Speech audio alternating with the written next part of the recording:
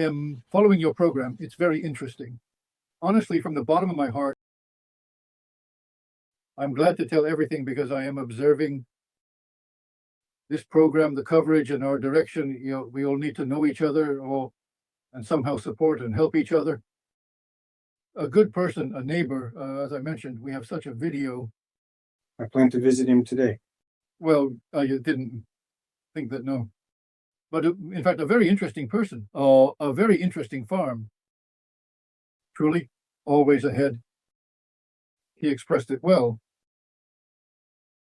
You can only grow in a competitive environment. In competition where, let's say, two neighboring farms step on your heels, they're doing much better. Also there, competition only produces good plants. That's why we need competition. And if we all communicate with each other, well, yes, competition, but in any case, we look at each other, we learn from each other. Someone spurs us on. If there wasn't something in the district, why should we develop? Maybe we would plant at any price, maybe just like that in Russia. But when you look at the farms nearby and they have installed a production line, then it's the same. And this is a general encouragement. But if you just look at who has what at the height, it's just about meeting, but that's not enough. And this format, I think, is very correct, very interesting. Well, let's say to talk with the farms, to look, to share. Sooner or later, I just assume, in fact, this format will gradually, slowly transition, well, like a small child. When everything is bold, then slowly it will somewhat into some format, not just communication, but when everyone can learn from each other, somehow consult. There should already be some kind of exchange of experience. Some format should emerge for more intensive communication. On this topic, I was actually advised by Andrei Pavlovich Sinitsyn. He was in the company, and when we traveled to China together, it so happened that we were sitting together having lunch, and one word led to another, as I was the one who organized the trip, so that people could see how things are in China, India, Peru, and so on. And he said it would be interesting to organize a group of 5, 6, 8 people to work together and visit some farm. And the person would show the farm and we could ask him questions. And they could ask any questions. And he said, I'm even ready to host people myself and have them ask me questions because I cook my own meals, and I might not notice some things anymore. Those blind spots. And someone might simply ask me, why do you have the trash container on the left side instead of the right? And I would never ask myself that question in my life. And this will allow me to reflect, rethink certain aspects, and actually continue to develop and move forward. This will be a great help for the business because being immersed in your own business leads to many mistakes that you don't notice. And a person becomes narrow-minded, and when they don't see competitors around them again, they develop a bit differently. It turns out, you see, each of us is like a small cluster in the forest, cluster by cluster. In reality, if you don't stick to looking at more of those plants, seeing what mistakes are made, it will be a big advantage overall if it transitions to such a format.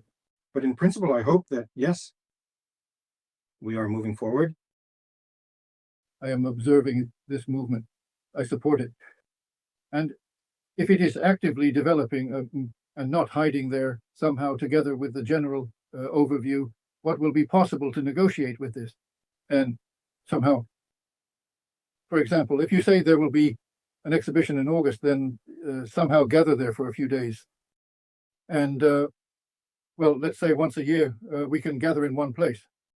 But to run through several locations, it needs to be done a bit differently, more precisely less, and travel several times. It's not like, let's say, a TV wedding. Such farms, for example, in Novgorod or in the Samara region, here we arrived, visited 3 farms, maybe in a day, but forgot, somehow communicated and sat in a close circle among ourselves. There they come to the exhibition. Maybe it turns out that the producers, and you find very few. We visit each other and look, where is he? Where is he? And how many people are there? And even then, it's not the time, let's say, to gather and share problems and generally discuss. But in such a small group, let's say a few people who are willing to gather, I think it will be very productive. If, let's say, this movement shifts to this format, it will be a big expense, much more than, let's say, some. Yes, I think this format will be before the exhibition. I plan to organize a week-long trip, 5-7 people, whom we will select 5-7 farms before the exhibition. Well, but it's possible, yes. It's not a week-long trip. Maybe we threw it out there, talked, and immediately arrived to enter. Well, we need to look into it. Yes, it needs to be looked at to ensure it's convenient and clear for everyone.